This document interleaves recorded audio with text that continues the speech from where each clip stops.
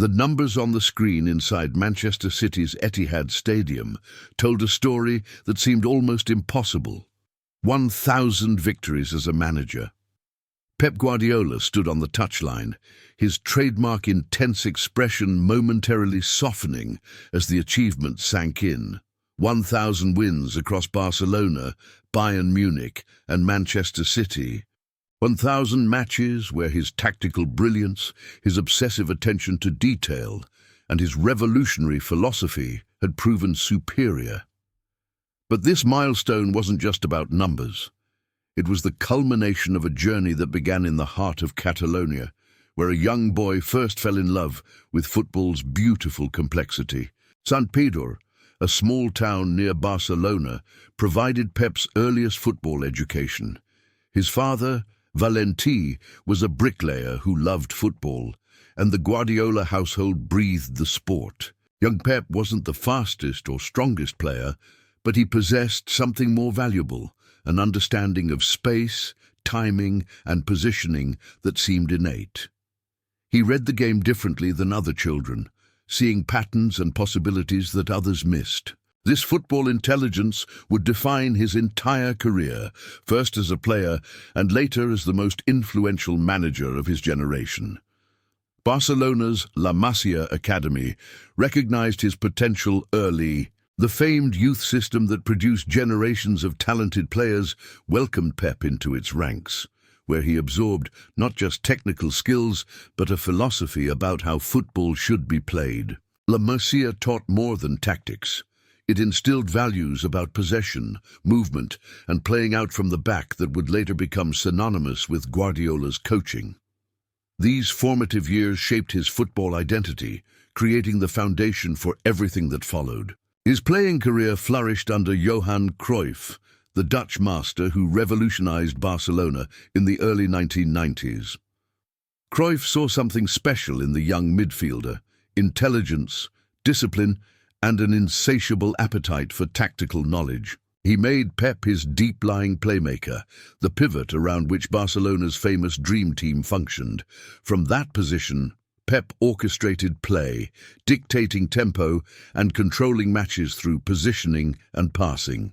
Cruyff became his mentor, teaching lessons that transcended football, about leadership, about innovation, about having the courage to implement your vision regardless of external pressure.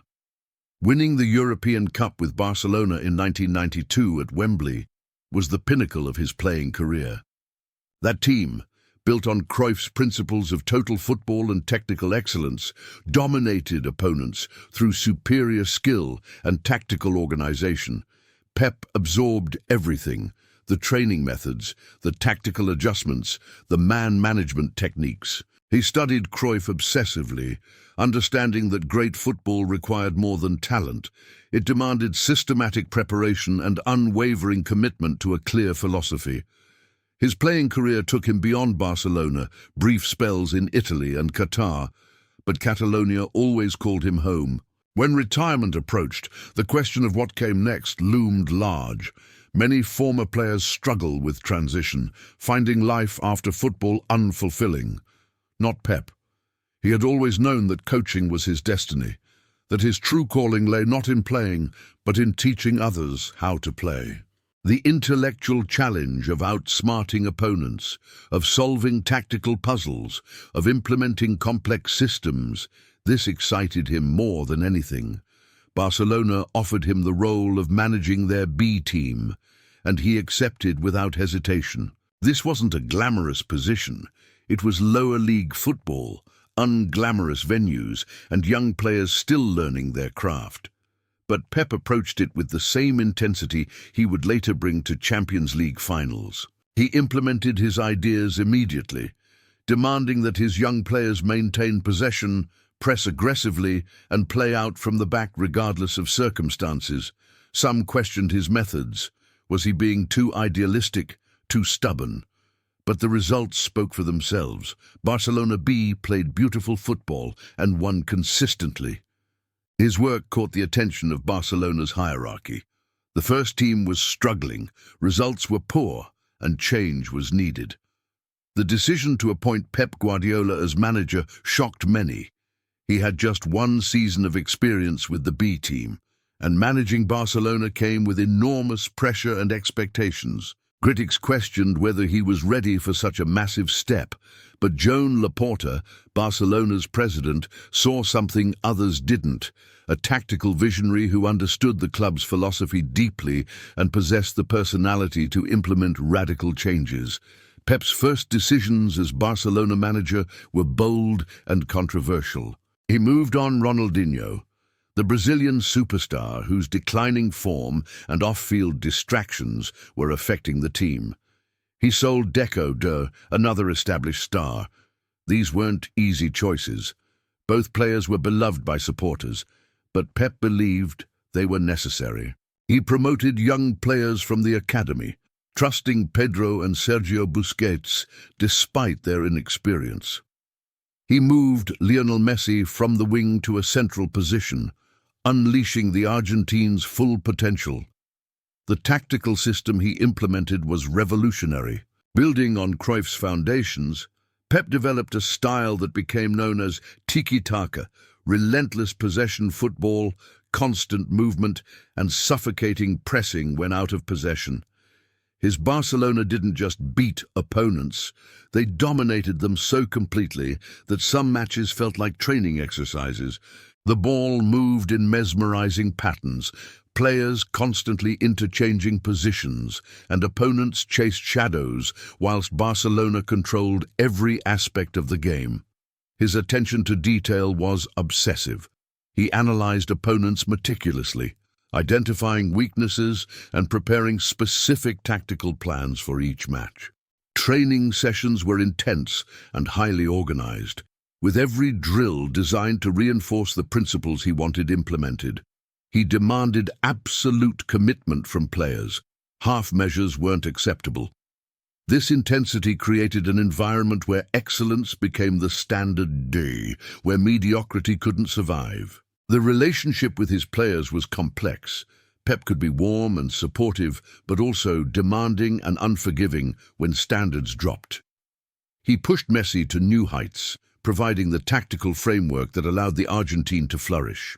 He developed Xavi and Andres Iniesta into the world's finest midfielders, their understanding almost telepathic. He transformed Sergio Busquets into the prototype for modern defensive midfielders.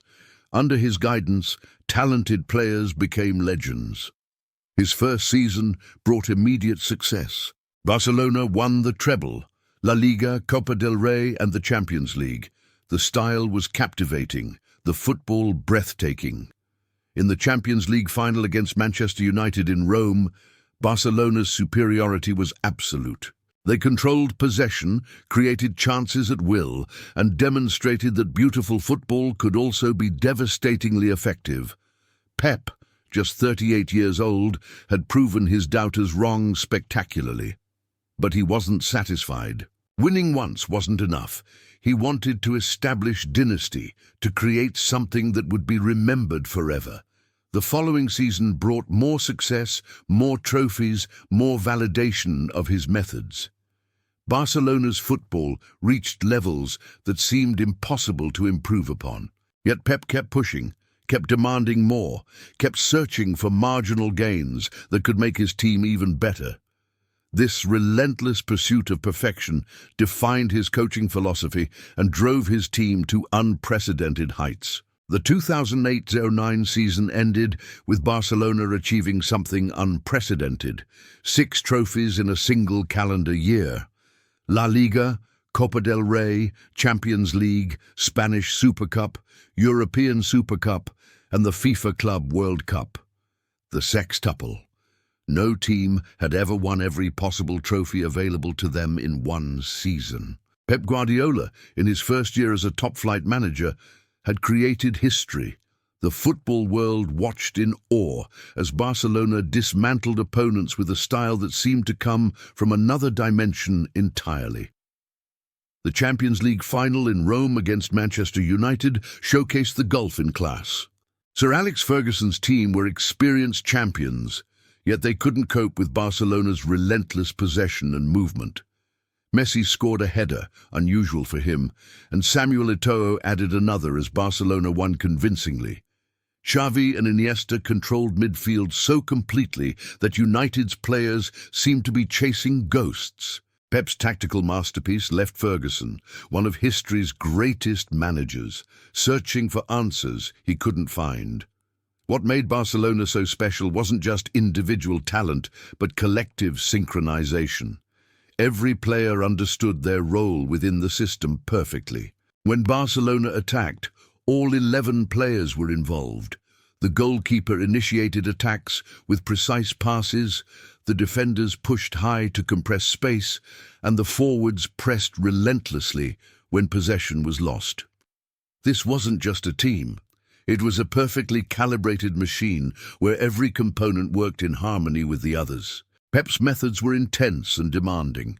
Training sessions replicated match situations with meticulous detail.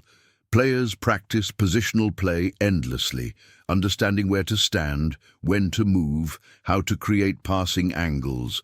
Rondos, those circular passing drills, became synonymous with Barcelona's training. They looked simple, but required immense concentration and technical ability. Through constant repetition, these exercises ingrained the patterns that made Barcelona's possession football so devastating. The rivalry with José Mourinho added narrative drama to tactical battles. When Mourinho took over Real Madrid, the clash between two brilliant minds intensified Spanish football to unprecedented levels.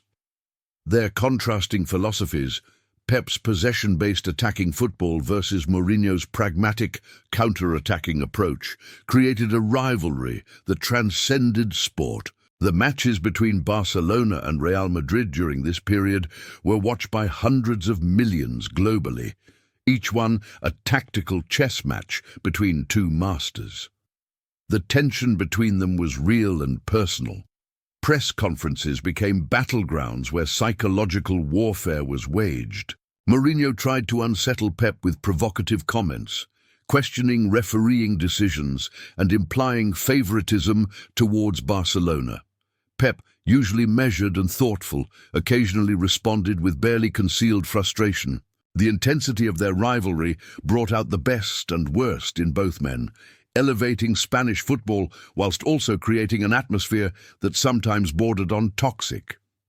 On the pitch, Barcelona usually prevailed. The 5-0 demolition of Real Madrid at Camp Nou remains one of the most emphatic victories in the fixture's history. Barcelona didn't just win, they humiliated their greatest rivals on their own ground. Every player seemed to touch perfection that night, and Pep's tactical plan worked flawlessly. Mourinho's Real Madrid, packed with world-class talent, were made to look ordinary by Barcelona's superiority, but Pep's genius extended beyond tactics. His man management skills were exceptional, though not without controversy. He demanded absolute commitment and responded harshly to anything less. Zlatan Ibrahimovic, the Swedish striker who joined Barcelona, struggled to adapt to Pep's system and personality. Their relationship deteriorated, and Zlatan's departure after just one season demonstrated that Pep's Barcelona wasn't for everyone. Only players willing to subordinate individual glory for collective success could thrive under his leadership. His relationship with Messi was central to Barcelona's success. Pep provided the tactical framework that allowed Messi to fully express his genius. By moving him centrally and giving him freedom to roam, Pep unlocked levels of performance that established Messi as the world's greatest player. Their understanding was profound. Messi trusted Pep's tactical instructions implicitly, and Pep built the team around maximizing Messi's strengths whilst covering his weaknesses. The 2010-11 season brought more glory. Barcelona won La Liga and defeated Manchester United again in the Champions League final at Wembley. This performance was even more dominant than Rome, a 3-1 victory that could have been more emphatic. United's players later admitted they couldn't get near the ball for long periods. Ferguson called it the best team he'd ever faced. Pep had taken Barcelona to heights that seemed unreachable. creating a team that would be discussed for generations as one of football's greatest. Yet beneath the success, exhaustion was building. The intensity Pep demanded from his players, he also demanded from himself. He lived and breathed football obsessively, analyzing matches endlessly, worrying about details that others might consider insignificant. Sleep was elusive, his mind constantly working through tactical problems and potential solutions. The stress manifested physically. He looked increasingly drawn and tired, the toll of maintaining perfection becoming evident. His decision to leave Barcelona after 4 years shocked many. He had won 14 trophies in 4 seasons, transforming Barcelona into arguably the greatest club team ever assembled. Why leave at the peak? But Pep knew he was burning out.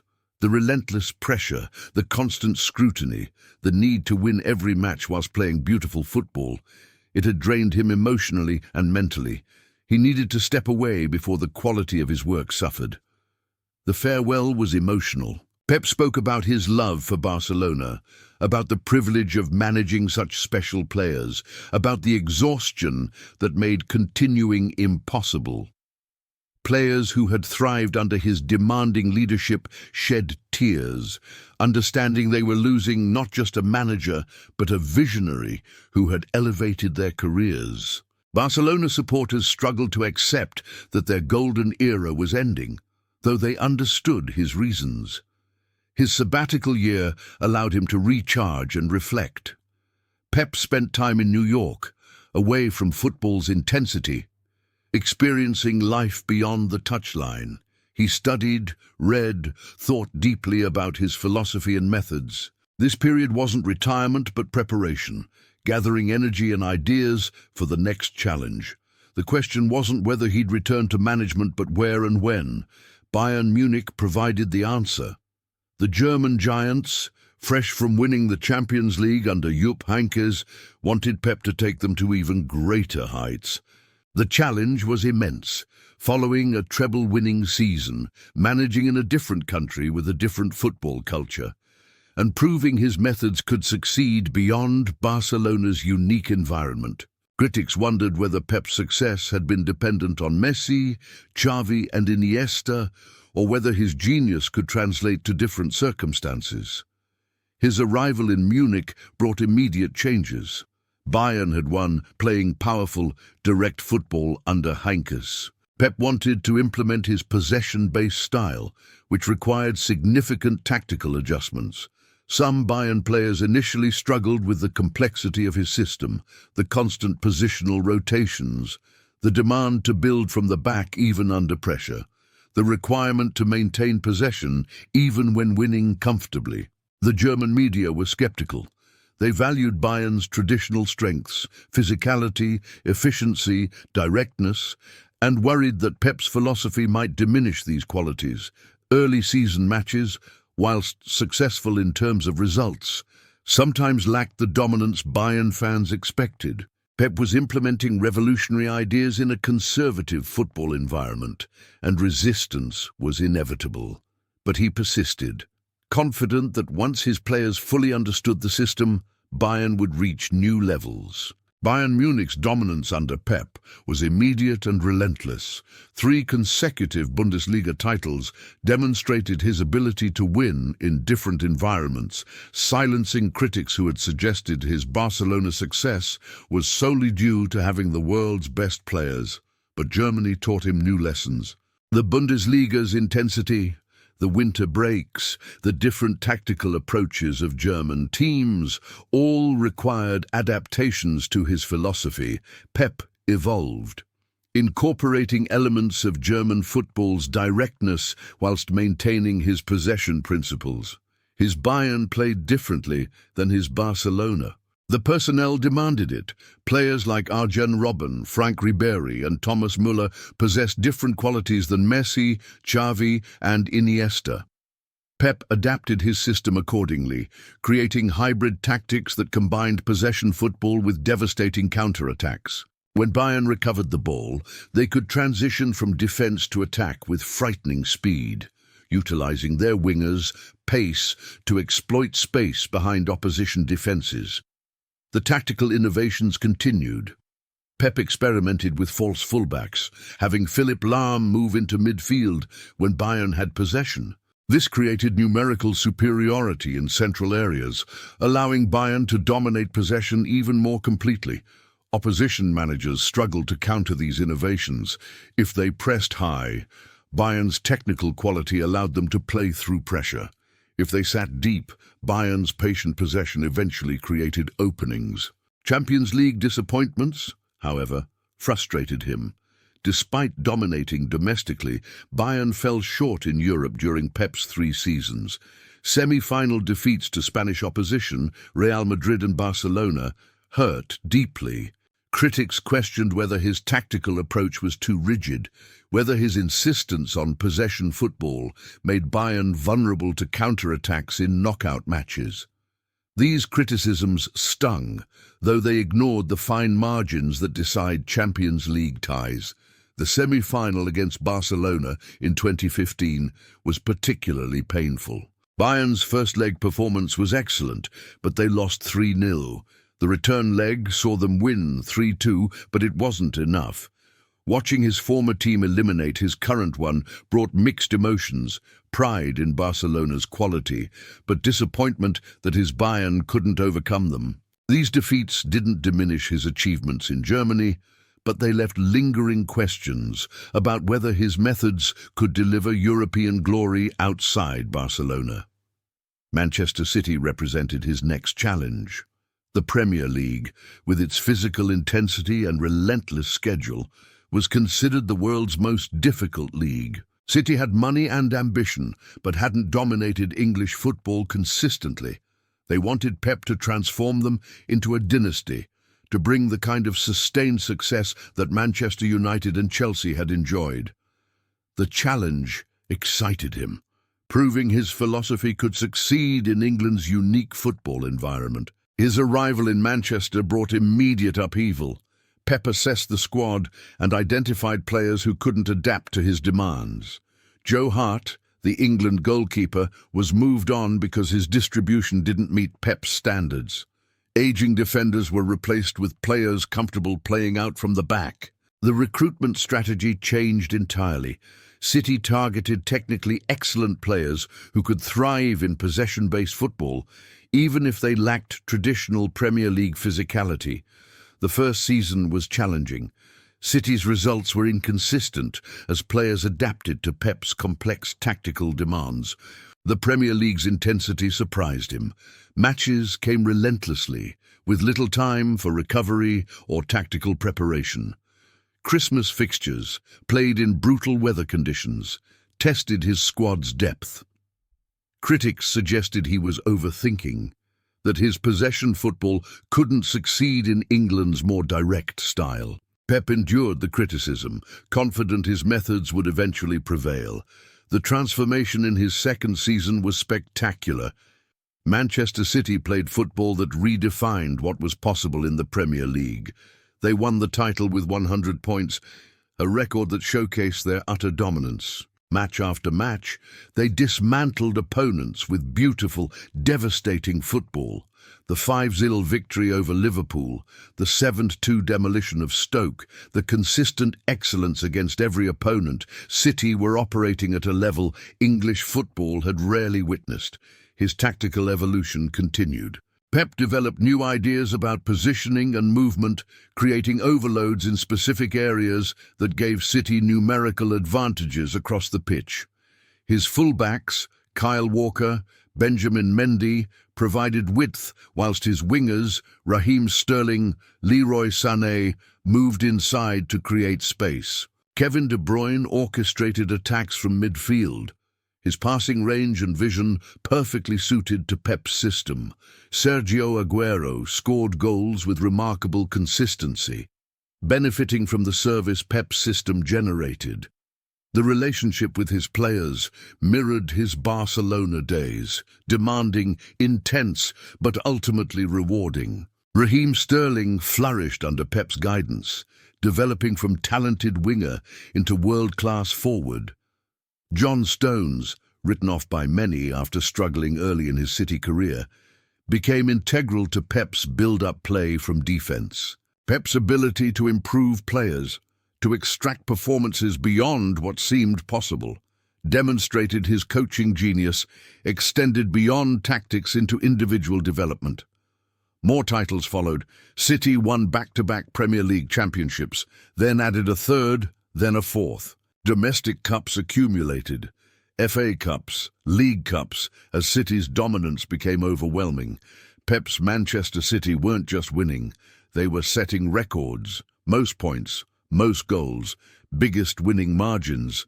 City were rewriting Premier League history. Yet still, the Champions League eluded them, creating a narrative that Pep couldn't win Europe's premier competition outside Barcelona. The Champions League obsession intensified. Every season, City were favourites or among them. Yet knockout rounds brought disappointment. Quarter-final defeats to Liverpool and Tottenham hurt. Tactical decisions were questioned. Had Pep overthought things, made changes that disrupted his team's rhythm? The criticism became repetitive, domestically dominant but European failures. It gnawed at him. This inability to deliver the trophy City's ownership most desired, then, finally, breakthrough. The 2020-2021 Champions League campaign saw City reach their first final under Pep.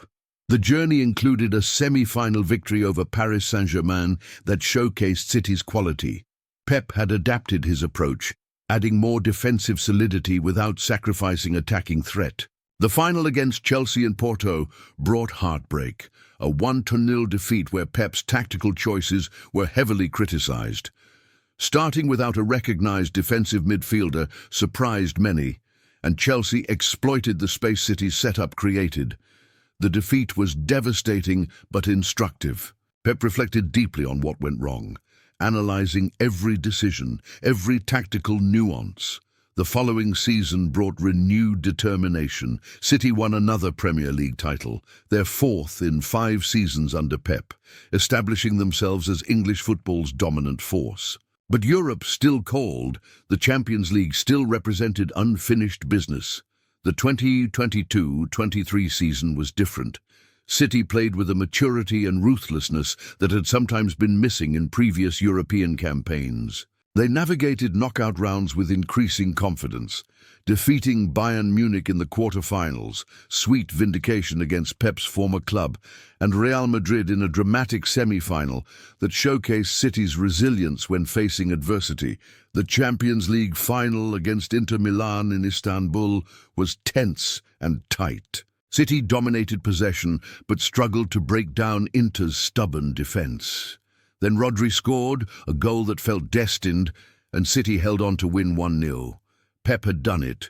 He'd won the Champions League with Manchester City, completing the treble, Premier League, FA Cup and Champions League, matching his Barcelona achievement from 2009.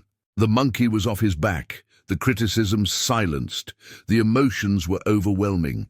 Pep, usually so controlled on the touchline, celebrated with uncharacteristic exuberance. This trophy meant everything, validation that his methods could deliver European glory beyond Barcelona, proof that patience and persistence eventually triumph. His players mobbed him, understanding how much this meant to their manager. Manchester City had reached the summit of European football, and Pep Guardiola had guided them there. The 1,000th victory arrived during Manchester City's continued dominance of English football. As the final whistle blew, confirming another win, the milestone was acknowledged, but not overly celebrated. Pep Guardiola had never been one for dwelling on personal achievements. Yet 1,000 wins as a manager represented more than mere statistics.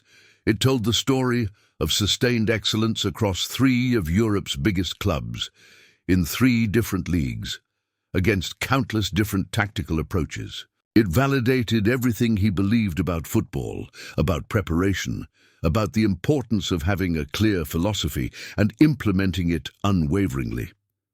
The trophy count was staggering. Over 30 major honours across Barcelona, Bayern Munich and Manchester City, league titles, domestic cups, and those precious Champions League trophies. But numbers alone couldn't capture Pep Guardiola's true impact on football. He had fundamentally changed how the game was played at the highest level, influencing a generation of coaches who tried to replicate his methods. His fingerprints were visible across world football, in how teams approach possession, pressing, and positional play. His tactical innovations became football's new orthodoxy. Concepts he pioneered, the false nine, inverted fullbacks, building up from the goalkeeper, aggressive high pressing, were now standard across elite football. Coaches at every level studied his methods, analyzing his positional play principles and trying to implement them with their own teams.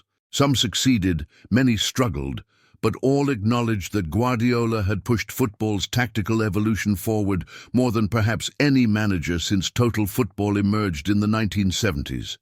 The influence extended beyond tactics. Pep changed how clubs approached recruitment, prioritizing technical ability and tactical intelligence over traditional physical attributes. He demonstrated that smaller, more technical players could thrive in physically demanding leagues if positioned correctly within the right system. His success validated the idea that football intelligence mattered more than raw athleticism, that thinking players were more valuable than simply athletic ones. His coaching tree was extensive. Former players and assistants who worked under him went on to manage clubs themselves, carrying his ideas forward. Mikel Arteta at Arsenal implemented many of Guardiola's principles, transforming the Gunners into title contenders. Xavi at Barcelona brought Pep's philosophy back to Camp Nou. Enzo Maresca, who worked with Pep at Manchester City, took those lessons to his own management career. The ripple effect of Guardiola's influence would impact football for generations. Yet for all his success, Pep remained remarkably self-critical. He obsessed over defeats more than celebrating victories, analyzing what went wrong with forensic detail. Press conferences after losses revealed a manager tormented by failure, unable to simply accept that sometimes the opponent was better. This perfectionism drove his success, but also contributed to the stress and exhaustion visible in his increasingly lined face. His relationship with the media was complex. Pep could be charming and thoughtful in interviews, offering deep insights into his tactical thinking, but he could also be prickly and defensive, particularly when questioned about decisions or when his methods were criticized. He felt misunderstood at times, frustrated that people focused on tactical minutiae whilst missing the broader philosophy underpinning everything he did. The personal cost of his intensity was evident. Pep aged visibly during his years in management, the stress of maintaining excellence taking its toll. He spoke occasionally about the difficulty of switching off, of his mind constantly working through tactical problems, even during supposed rest periods. The single-minded dedication that made him great also made relaxation nearly impossible. Football consumed him entirely. His impact on Manchester City specifically was transformative. Before Pep, City were a club with money and ambition, but lacked identity. He gave them both. City became synonymous with beautiful, dominant football, with a clear playing style that was instantly recognizable. The academy embraced his principles, developing young players in his image. The entire club structure aligned around his philosophy, creating coherence from youth teams to the first squad. The records kept tumbling. Most consecutive Premier League wins, most points in a season, most goals scored.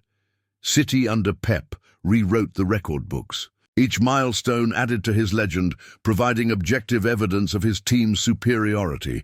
Critics could question his methods or suggest he only succeeded at wealthy clubs, but they couldn't argue with results that consistently exceeded everything achieved before. His evolution as a coach continued. The Pep managing Manchester City wasn't identical to the one who led Barcelona or Bayern. He'd incorporated elements from each experience, learning from successes and failures, adapting his philosophy without abandoning its core principles. He became more pragmatic when necessary, more willing to adjust tactics mid-match, more comfortable managing games rather than dominating them completely. This evolution demonstrated intelligence and flexibility that many assumed he lacked. The debate about where Pep ranked amongst history's greatest managers became unavoidable. Comparisons with Sir Alex Ferguson, who won more over a longer period, were common. Others mentioned Rinus Michels, Johan Cruyff, and other tactical revolutionaries. These debates were subjective and ultimately futile. Different eras made direct comparisons difficult, but Pep's claim to being amongst the very greatest was undeniable. His combination of trophies won and influence on how football was played put him in the conversation with anyone. What separated Pep from other successful managers was his commitment to a philosophy that prioritized beautiful football alongside winning. Many coaches pragmatically adjusted their style to guarantee results, but Pep refused to compromise. He believed football should entertain, that winning ugly wasn't truly winning if the performance lacked aesthetic quality. This idealism, maintaining throughout his career despite pressure to be more pragmatic, defined his legacy as much as his trophy haul. His future remained a subject of speculation. Would he eventually return to Barcelona, the club where both his playing and coaching careers flourished? Would he take on the challenge of international management, testing his methods at World Cups or European Championships? Would he attempt to succeed in Italy, the only major European league where he hadn't managed? Or would he eventually step away entirely, the intensity finally becoming too much? Nobody knew, perhaps not even Pep himself. What was certain was his legacy was secure. Pep Guardiola had changed football fundamentally and permanently. Future generations would study his methods, analyze his matches, and try to replicate his success. His influence would outlast his management career by decades, perhaps centuries. Young coaches just beginning their journeys would cite him as inspiration, would attempt to implement his principles, would aspire to achieve even a fraction of what he accomplished. The 1,000 victories were merely numbers, but they represented something profound, a commitment to excellence that never wavered, a philosophy implemented uncompromisingly across different clubs and leagues, and a dedication to playing football beautifully that inspired millions. Pep Guardiola wasn't just a successful manager, he was a revolutionary who fundamentally altered football's trajectory. His teams didn't just win matches, they redefined what was possible on a football pitch. The genius behind the game had proven himself in every way imaginable. From the streets of St. Pedro to the pinnacle of world football, from player to the most influential coach of his generation, Pep Guardiola's journey was extraordinary.